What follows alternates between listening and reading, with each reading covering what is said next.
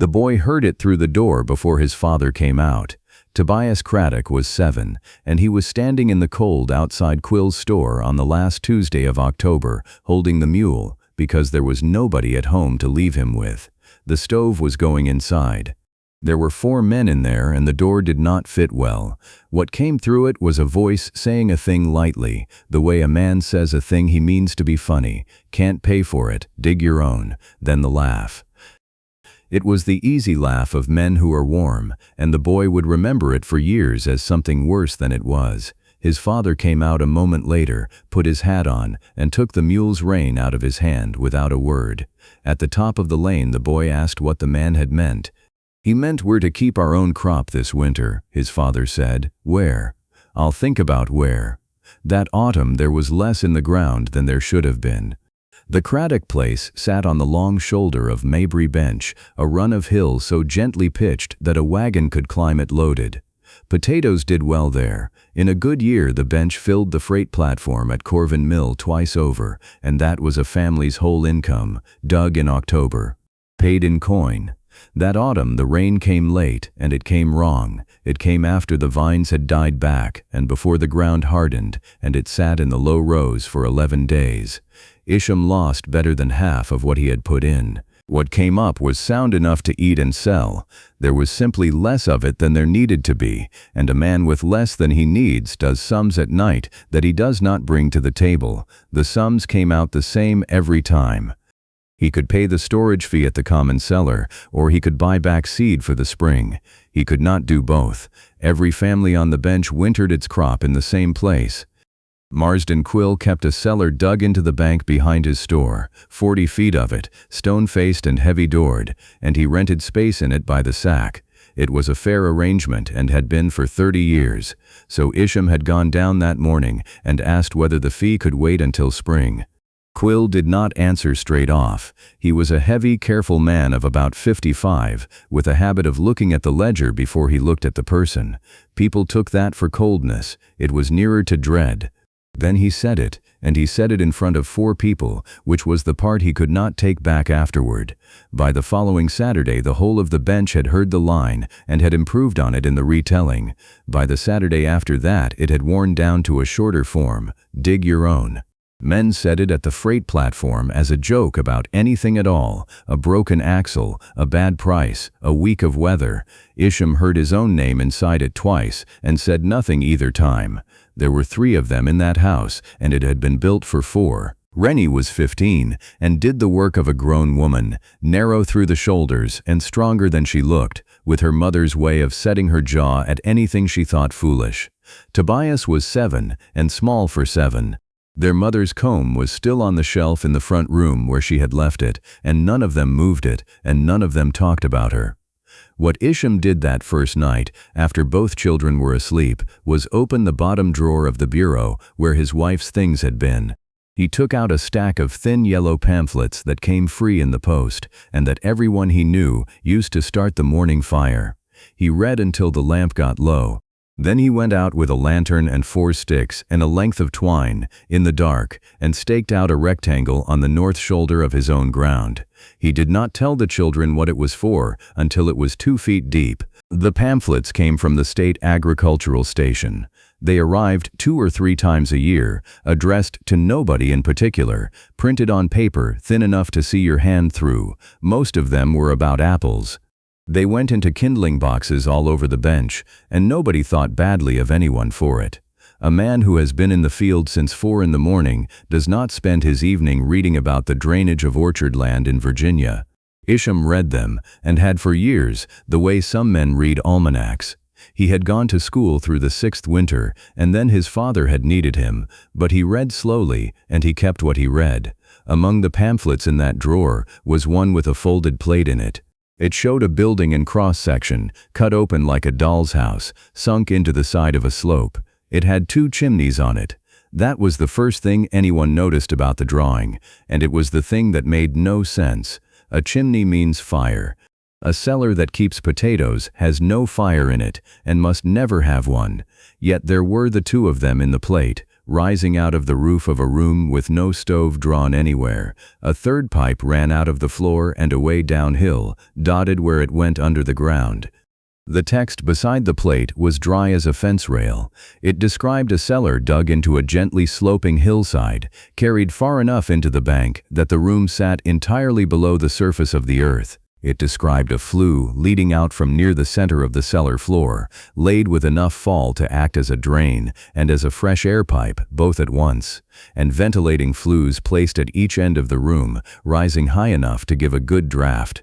Then it said the thing Isham read 4 times with his finger under the line. If the air inside the cellar becomes warmer than the air in the underground flue, it will rise through the ventilating flues, and the colder air will flow in from the supply flue. No promise, no encouragement. It read like a man describing a machine to another man who already understood machines. But what it meant, when you turned it over, was that a hole in the ground could be made to breathe on its own, nobody pumping it, nobody opening and shutting a door on a schedule. It would breathe because warm air is lighter than cold, and the earth stays cool in a way the sky never does. It would be easy to make Marsden Quill into a villain. The people who knew him best would tell you it would also be wrong. The common cellar had been his father's before it was his. He had also, that summer, put his name to a note held by a wholesale house down in Corven Mill against goods he had not yet sold, and the note came due in March. Nobody on the bench knew this. A storekeeper does not say a thing like that, because the moment he says it, his credit is worth less than the paper. So when a man asked to pay in April instead of November, Quill saw 3 things: a room already packed tighter than it had ever been packed, his own name on somebody else's ledger, and 11 other men who would come and ask the same. He had counted the 11. What came out of him at the counter was the sharpness that comes over a careful man when he is frightened and does not want it to show. Up on the north shoulder, the ground inside that rectangle of twine had begun to go down. Digging a cellar into a hillside in November punishes a man twice. The top 8 inches come up in frozen plates that ring against the mattock. Below that, the ground turns to wet clay that holds the shovel like a hand and gives it back slowly.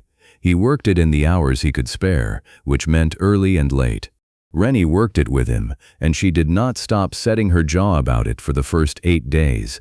Tobias carried the small things: twine, the water jug, the sticks that marked the line of the buried flue, which had to run downhill along the bank farther than any of them had expected on paper. That flue was the part nobody who came to look could get past.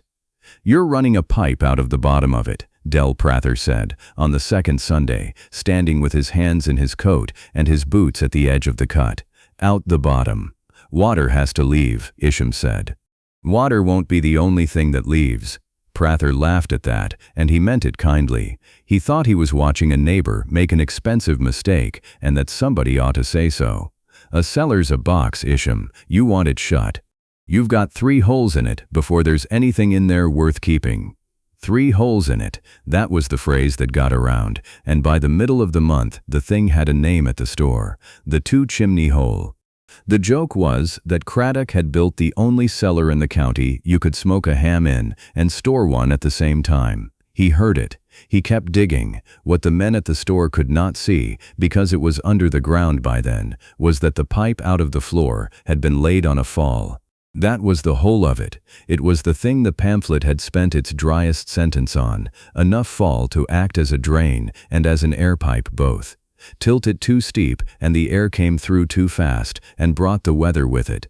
Lay it flat and the water stood in it and the air sat in it, and both of those came back into the room. Isham had no instrument for measuring fall. He had a length of clear tubing that had come with a kerosene lamp, filled with water, and he used it the way a mason uses a level. One end stayed at the cellar floor. He walked the other down the hill until the water sat even. It took him 3 afternoons. He got it, in the end, to a little better than 1 inch of drop for every 3 long paces, and he had no way of knowing whether that was right, because the pamphlet did not say. The pamphlet said sufficient. The 2 upright flues were easier and cheaper, and he made his first real mistake on them, though nobody knew it for 2 months. They were to stand at the 2 ends of the room and rise high enough to give a good draft. He built them out of boards, as near 6 inches across inside as boards would come to what the plate called for. Then he stopped them at a hand's breadth above the roof turf. The boards were dear, and standing anything tall on that open shoulder in winter struck him as asking the wind for trouble. The text had said 15 feet. He had read it. He had also stood on that hillside in a January gale, and he made a judgment, the way men do, weighing a number printed in Virginia against 40 winters of his own weather. All that, while the crop sat in the barn under straw and canvas, where it had been since October. Every clear cold night Isham went out at midnight to feel the top of the pile. One hard freeze through that straw, and there would have been nothing left to put in the hole. By the first week of December, the room was closed in. The door hung on the north side, with a little vestibule of boards in front of it, to keep the storms from breathing straight in. The crop went down. They filled it on a Thursday. Rennie handed the sacks down, and Isham stacked them, in 2 long heaps with a gap between them barely wider than a chair. Then Tobias went round with 8 potatoes in a sack and a knife, 1 in each corner of the room. 2 down the length of each heap, pushed in among the others where nobody would knock them. Every one of them cut clean through first, so the white face showed. Nobody was allowed to eat those 8. They were not food. They were the only way the Craddocks had of knowing what the air was doing down there, and that winter the air down there was the whole of the family's living. That was the boy's own idea, or half his own. His father had said he wanted a way to know what the air was doing without waiting for a whole sack to tell him. Tobias had said, then why not just look at a potato? For the first 3 weeks the cellar behaved. Isham went down in the mornings before he went anywhere else. The air at the bottom of the ramp had a particular smell, cold and mineral and faintly like cut roots, and he learned to trust it before he trusted anything else. Tobias turned the marker potatoes over and reported, dry, dry, all dry. Then the weather did what weather on that hill does in December. It turned mild for 4 days, mild enough that water ran off the roof at noon, then froze hard, then did it again the following week.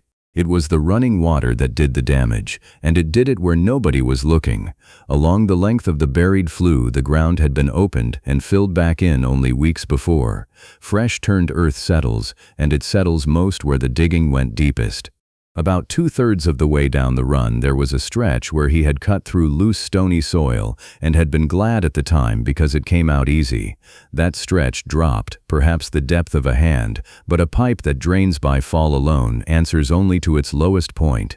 Water came down that flue as it was meant to, reached the sag and stopped and stood and filled the pipe across its whole width. After that the flue was a plug.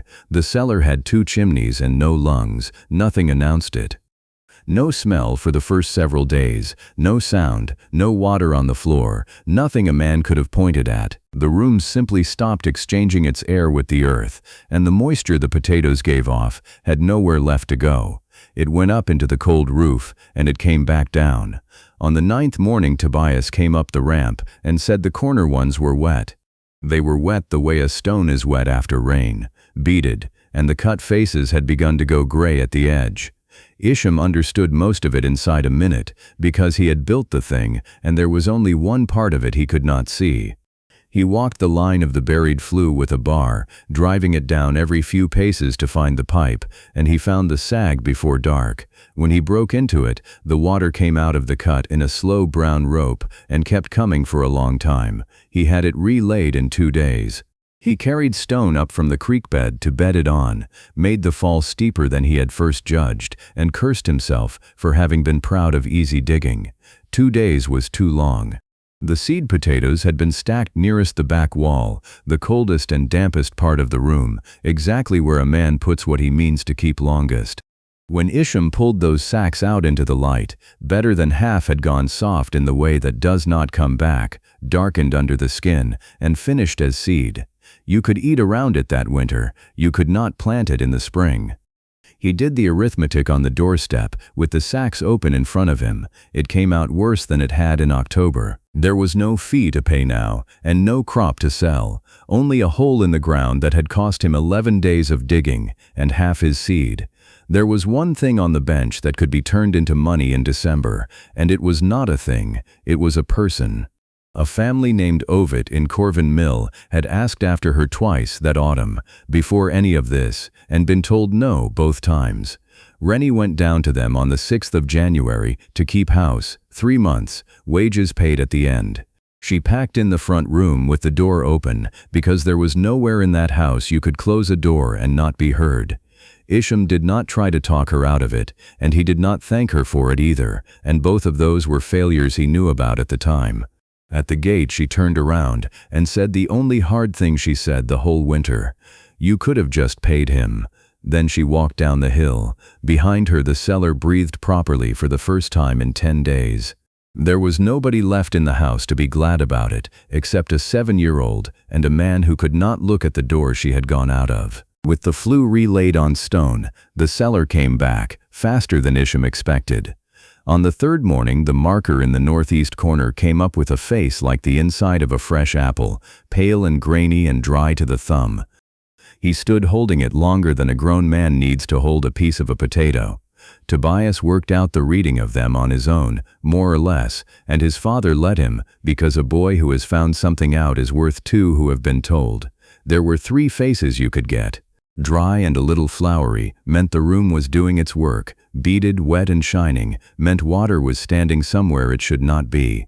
And a face gone dark and slick, so that it left something on your hand, meant that one was already finished, and whatever had taken it was working on the ones packed around it. The boy checked all 8, twice a week. The corner ones were easy. To reach the 4 in the middle you went in along the gap on your stomach, and the lamp stayed behind at the mouth of it. There was no room to crawl and carry a lamp at once. Isham could not fit. Rennie could have fit, and Rennie was gone. That left one person in the house who could, and he was 7, and he was proud of it, in the way a small boy is proud of being the only one who can do a thing. They fell into a rhythm. Isham did the outside work, dirt over the flue line, the 2 upright pipes cleared after snow. Tobias did the inside. On the evenings when the wind was down, they ate at the table with the lamp between them, and Isham read out of whichever pamphlet was nearest. The boy did not understand a word of it. The sound of reading filled a house that had been built for 4. Once, in the 2nd week, Marsden Quill came up the hill. He did not come to the door. He stood at the fence line, looking at the 2 board stubs standing a hand's breadth out of the turf, and at the mound of the buried flue running downhill with the snow lying differently over it. Then he went back down. Isham watched him from the barn and did not go out. At the store that week, Quill said nothing about it at all, which for a man like Quill was itself a kind of statement. Down in Corven mill, the Ovitts had Rennie up at 5. She wrote once, a short letter, mostly about the 2 Ovitts boys and the size of the kitchen, with a line at the end that said, "Tell Toby not to go in the middle ones without you standing at the end of the gap." Isham read that line and meant to act on it, and did not. Then, on a Thursday morning near the end of the 3rd week, the boy came out of the gap with one of the middle markers in his hand. The cut face had gone dark. There was a wetness on it that stayed on his thumb. He sat back on his heels at the top of the ramp and turned it over twice in the light, and he understood, before he had any words for it, that something had changed. He put it in his coat pocket, cut side in, and said nothing about it until supper. That was arithmetic. His sister was gone, because of the first thing that failed, and the boy had already worked out that bad news in this house cost somebody something. He wanted to be sure before he spent it. At supper he put the 2 halves on the table beside his father's plate. Isham went down that night with the lantern, and pulled all 4 corner markers. All 4 came up dry and flowery and cold, exactly as they should. He stood a long while, with 4 good potatoes in his hand, and 1 bad one in his pocket. Then he came to the wrong conclusion, which was the only one his evidence would carry. 1 potato had gone into the heap already turning. The room was sound. He told the boy so, and the boy believed him, because he was 7. The upright pipes were still a hand's breadth above the turf. Isham had thought about that. Boards were dear, the cellar was behaving, and there were 40 other things wanting doing before spring. Everything in a cellar full of potatoes is slowly breathing. A heap in the dark gives off a little warmth, a little damp, and something else besides, something heavier than ordinary air, which sinks and gathers and lies along the floor the way water would if you could not see it. Men who dug wells knew that heaviness, and knew to lower a light down first. Men who kept cellars mostly did not. In an ordinary cellar, the door opens 20 times a day, and the trouble never builds. Isham's cellar had been sealed against a January wind and left to run itself on 2 board pipes that stood a hand's breadth above the turf. Each had a small hood over the mouth to turn the rain. The hoods let the air by. They were only ever for weather. The pamphlet had said 15 feet, that the ventilating flues must rise to the height necessary to give a sufficient draft. He had built them short, and for 6 weeks, the 10 days of the plugged flue aside, he had been right. In hard cold, the air outside was so much colder than the air inside that the difference alone pulled the room clean. Then the third mild spell came, and the difference went away. Warm air outside, warm air inside, and 2 stub pipes with nothing to push against. The room stopped emptying itself. And the heavy air that had been sinking all along, and being carried off all along, began to stay. It stayed lowest where the floor was lowest, and nothing moved, the gap between the 2 long heaps. The place a lamp never went. The place only one person in the house could fit. Tobias went in on a Tuesday afternoon to turn the middle markers. His father was on the roof of the barn. He heard nothing, which is the thing he could not forgive himself for afterwards, though there was nothing to hear. The boy did not cry out. He went in the way he always went in, on his stomach. About halfway along, he stopped being able to make his arms do what he wanted. He lay there with his cheek on the cold floor, and the lamp burned steadily at the mouth of the gap, 6 feet away, telling nobody anything. What saved him was the marker potato. He had one in his hand when he went in, and he dropped it, and it rolled out of the gap and came to rest against the base of the ramp. His father found it 40 minutes later, coming down to see why the boy had not come up. Isham did not go in after him. He could not have fitted, and by the time he understood what he was looking at, he had already worked out what it meant, because he had spent a winter of evenings with well-diggers' talk and a pamphlet about draft. He knocked the hood off the near pipe with the back of the shovel. Then he drove the shovel through the turf beside the far one until he had opened a hole the size of a dinner plate straight down into the room. Then he went back down, took the rake, laid himself flat, and hooked his son out by the collar of his coat. The boy came round in the yard within a minute of the cold air hitting him.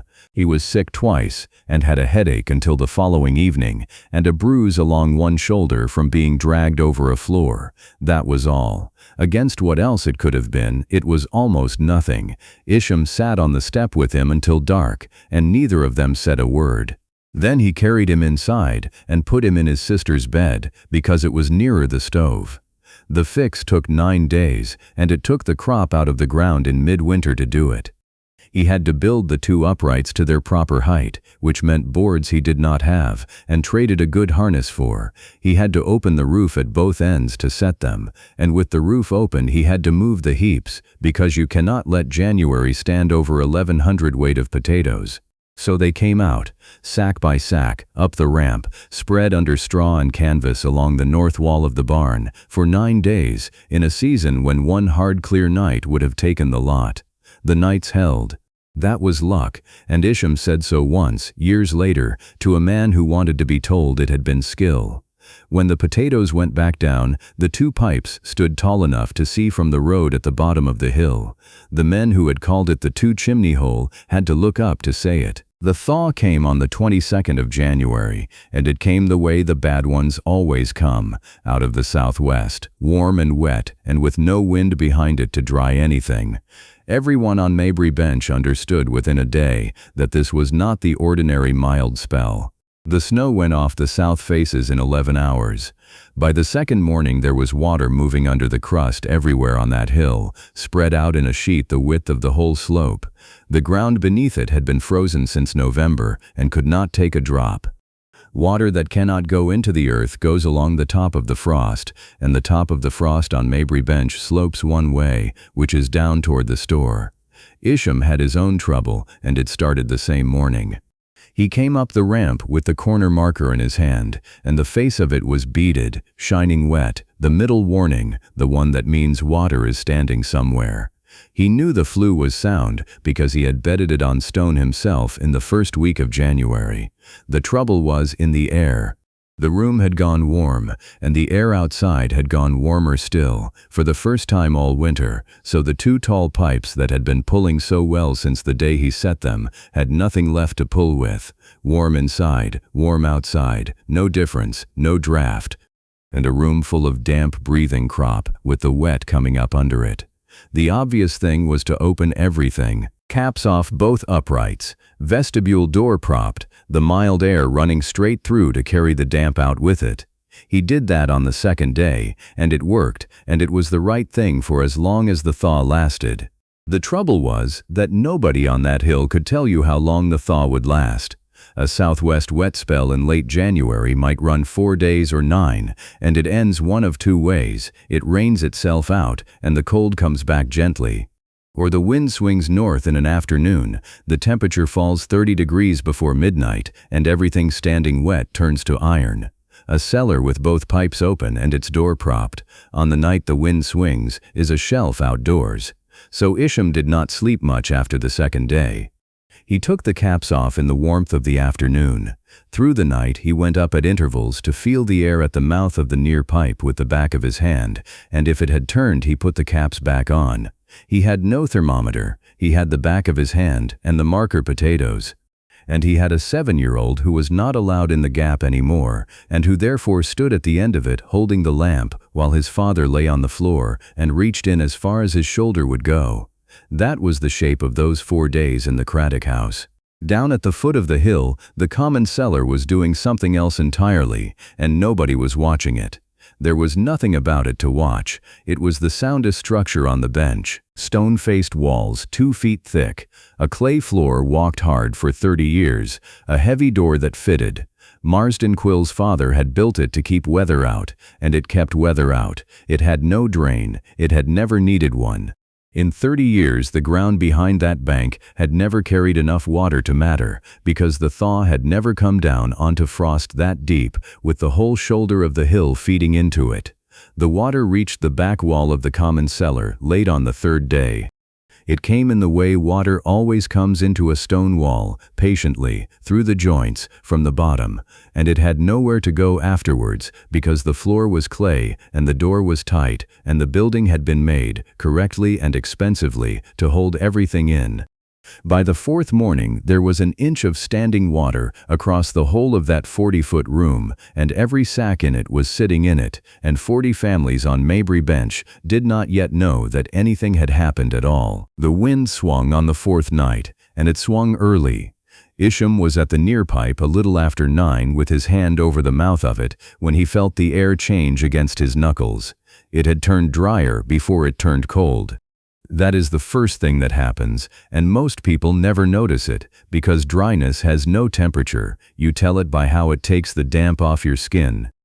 He put the caps on both uprights, shut the vestibule door, and stood in the yard listening to a hillside that had been dripping for 4 days go quiet. Then he took the caps off again. He has been asked about that since, and the answer never satisfied anybody, because they wanted a principle, and what he had was arithmetic. The room was still wet. Shut it now, with the frost coming, and the wet stayed in with the crop all winter. Leave it open, and the frost came down the pipes. Either way he lost something. The only question was how much. The pamphlet had nothing to say about it. The man in Virginia had written about his own cellar, with its air pipe 150 feet long. It had never once cooled below 60 degrees when the weather outside was above 70, and he had written that down plainly, as a failure, in his own report.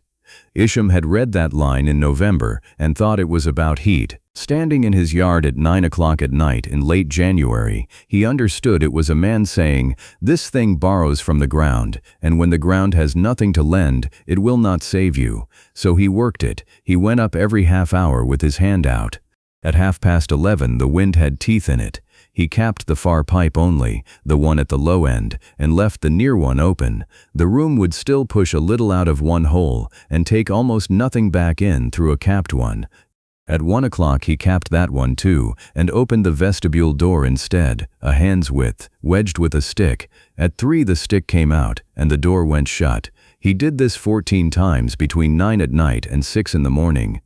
Between each of them, he went down the ramp and lay on the cold floor, reached along the gap as far as his shoulder would let him, brought back a marker potato, and turned it in the lamplight. Tobias slept through most of it in his sister's bed by the stove.